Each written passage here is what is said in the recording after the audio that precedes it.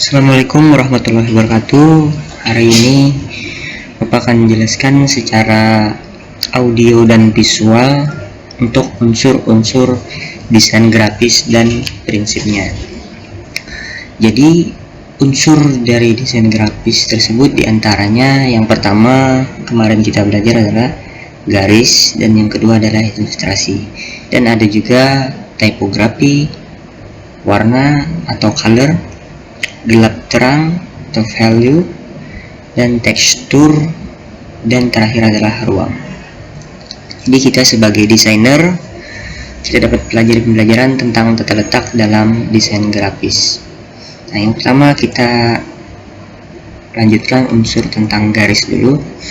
Jadi garis itu merupakan titik yang bergerak akan membentuk sebuah garis.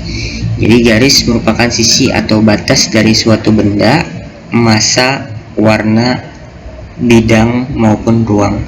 Jadi garis itu sifatnya sebagai pembatas. Misalkan pembatas warna, apabila warna merah bertemu warna kuning, maka nanti ada garis di antaranya sebagai pembatas, yang mana di suatu sisi warna merah dan di satu sisi berwarna kuning. Lalu poin A, unsur penting garis. Jadi garis merupakan unsur penting dalam desain yang mempunyai arti dan melambangkan sesuatu. Kadang kita mempunyai garis tidak mengungkapkan gagasan sebagaimana yang kita kehendaki. Hal ini dikarenakan oleh masalah ilusi optik yang tidak terkendali yang mempengaruhi reka objek. Contohnya seperti garis horizontal, yang kedua garis yang mengarah tunggal dalam pirsa mata cenderung memperpanjang arah tersebut. Yang ketiga, hadirnya kedekatan antar garis merupakan kesan tebal atau berat pada garis. Lalu kita lanjut ke macam-macam garis. Yang pertama ada garis linier atau garis nyata. Jadi garis linier ini dihasilkan melalui goresan tangan manusia, bisa berwujud tapi tidak berbentuk. Contohnya yang pertama garis geometrik. Garis geometrik yaitu yang dibuat goresan tangan manusia dengan menggunakan alat bantu. Jadi dibuat menggunakan alat bantu seperti penggaris, jangka, atau sejenisnya, yang menggambarnya sifat tepat, jelas, dan pasti. Yang kedua ada garis kaligrafis, yaitu garis yang dibuat goresan tangan manusia tanpa menggunakan alat bantu, yang sifatnya spontan, bebas, berkombinasi, dan berkarakter mandiri. Lalu ada macam garis yang kedua, garis semu. Garis semu ini yang timbul dari kesan yang tidak kita tangkap.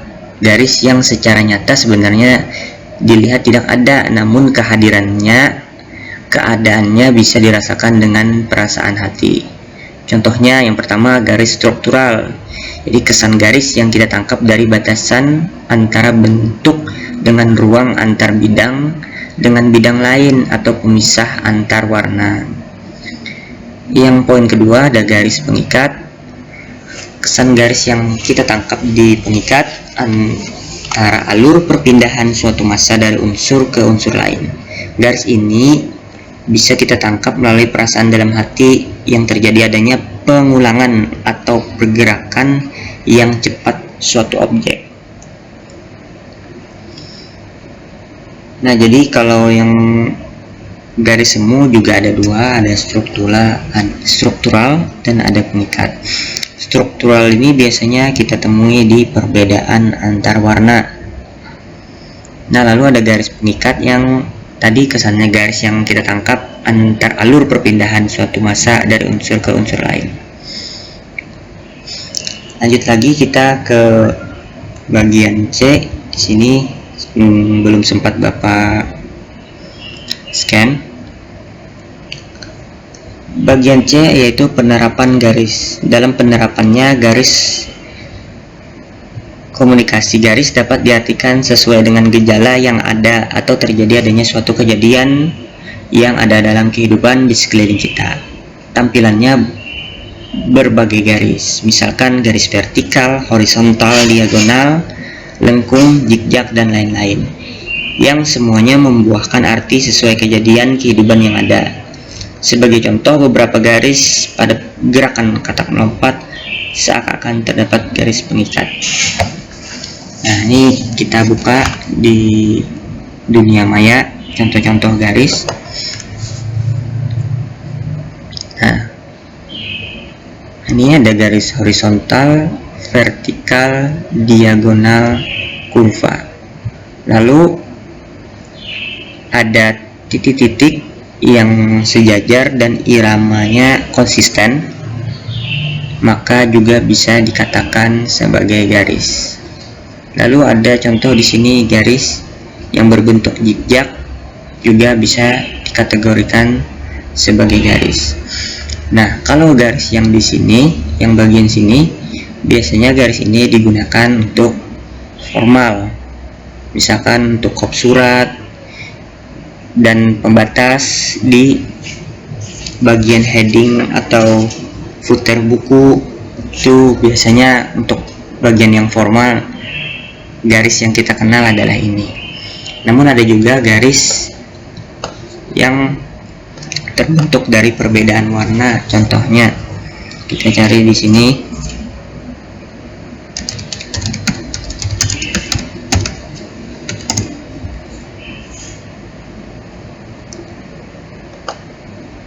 Nah, misalkan di sini apabila warna merah ketemu dengan warna ungu,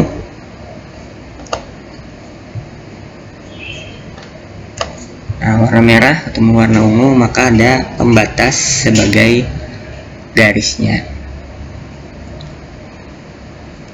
Lalu ada warna biru dengan warna abu-abu atau grey, juga ada terbentuk suatu garis. Atau kita cari lagi garis yang terbentuk secara alami. Nah, misalkan kita lihat di pantai, ini ada membentuk suatu garis antara langit dengan laut. Ini jadi perbedaan laut dengan langit itu, maka ada membentuk suatu garis sebagai pemisah.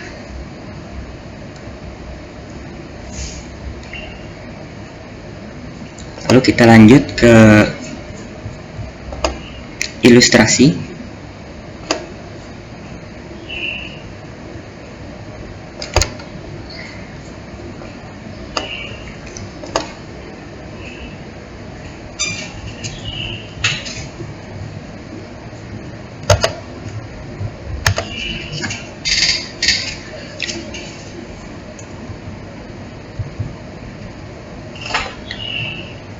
Kita lanjut ke ilustrasi. Jadi ilustrasi itu berasal dari bahasa Latin yang diserap ke dalam bahasa Indonesia. Bahasa Latinnya adalah illustrate, yang berarti menjelaskan. Secara bahasa kalau ditranslate, illustrate adalah menjelaskan. Jadi gambar ilustrasi merupakan unsur tata letak dua dimensi. Jadi ilustrasi itu adalah dua dimensi yang bertujuan untuk memperjelas suatu maksud atau pesan. Untuk membuat sebuah ilustrasi, kita dapat menggunakan beberapa teknik seperti drawing, lukisan, fotografi, atau teknik gambar yang menekankan hubungan objek dengan teks yang dimaksud. Yang pertama, poin tujuan dan fungsinya.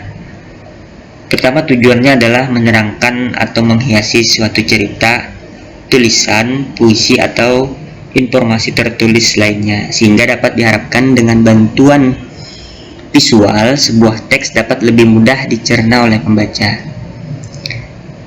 Yang pertama, ilustrasi sebagai komunikasi. Jadi fungsi ilustrasi adalah sebagai komunikasi. Yang kedua, ilustrasi berfungsi deskriptif. Deskriptif itu maksudnya menggantikan uraian tentang sesuatu secara verbal dan naratif menggunakan kalimat yang panjang. uraian verbal dan naratif tersebut memerlukan ruang yang cukup banyak dan kurang efektif karena menyita perhatian pembaca. Yang ketiga, ilustrasi berfungsi ekspresif, menyatakan suatu maksud, gagasan, perasaan, situasi atau konsep yang abstrak menjadi nyata sehingga mudah untuk dipahami oleh orang. Yang keempat, ilustrasi berfungsi sebagai analitis. Jadi ilustrasi itu dapat menunjukkan rincian bagian demi bagian dari suatu benda, sistem atau proses secara detail. Lalu jenis-jenis ilustrasi, kalau di desain grafis, ilustrasi berkaitan sebuah penggambaran yang dipakai pada sebuah desain sehingga berdasarkan image atau gambar yang digunakan ilustrasi dibedakan menjadi beberapa macam. Jadi ilustrasi di komputer itu ada dua tipe format. Yang pertama, ilustrasi berbentuk bitmap. Bitmap itu merupakan ilustrasi yang dibentuk oleh unsur raster, pixel, atau titik koordinat dalam suatu grid. Jadi gambarnya nanti terbentuk dari suatu titik-titik dan membentuk sebuah gambar. Untuk itu, semakin banyak jumlah titik yang membentuk suatu grafis bitmap, berarti semakin tinggi tingkat kerapatannya. Makanya kalau di bitmap itu contohnya adalah hasil foto dari kamera, atau misalkan hasil foto dari kamera handphone kalian. Hasil foto dari handphone kalian itu disusun berdasarkan raster, pixel, atau titik koordinat. Makanya di kamera ponsel itu ada spesifikasi tentang resolusi kamera. Ada misalkan 8 megapiksel, ada 12 megapiksel, bahkan sekarang ada sampai 128 megapiksel. Jadi dia terbentuk dari titik. Semakin besar megapikselnya, maka semakin banyak titiknya dan semakin halus titiknya. Semakin halus dan semakin banyak titik, maka fotonya kalau diperbesar atau di zoom itu tidak akan rusak, atau bahasa Banjarnya biasanya kita sebutnya tidak pecah gambarnya. Lalu yang kedua, ilustrasi vektor. Jadi vektor merupakan ilustrasi yang terbentuk dari serangkaian instruksi secara matematis yang terdiri dari bentuk, garis, dan bagian lain yang saling berhubung. Kalau ilustrasi yang berbentuk vektor biasanya dia terbentuk dari garis.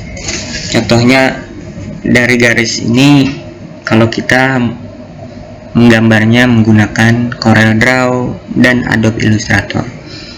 Kalau vektor itu diperbesar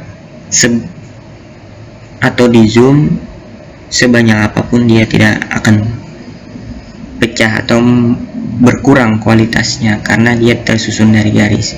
Namun secara visual, secara gambar, dia terlihat tidak terlalu nyata atau seperti animasi. Ini kita lihat contohnya. Ini contoh-contoh ilustrasi ya. Misalnya ilustrasi itu menggambarkan di sini, misalkan dia menggambarkan seorang yang pemalas. Jadi gambar yang bertujuan menceritakan malas. Jadi malas itu seperti apa, dia gambarkan, dia ilustrasikan dengan visual atau dengan gambar. Jadi pesannya sampai. Nah, kalau di perangkat lunak, ilustrasi itu sangat penting. Contohnya biasanya kalau orang bikin suatu logo atau icon di aplikasi, maka dia harus menggambar sebuah icon yang dimana kalau orang melihat icon gambar logonya saja, orang sudah tahu itu aplikasi apa. Misalkan nih, kalau di Google ini ada icon untuk kamera, atau biasanya kalau kita klik sini berarti dia mencari berdasarkan gambar.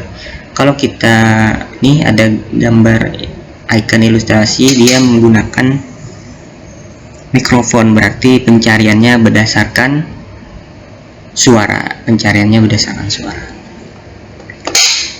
Lalu kita lihat perbandingan gambar vektor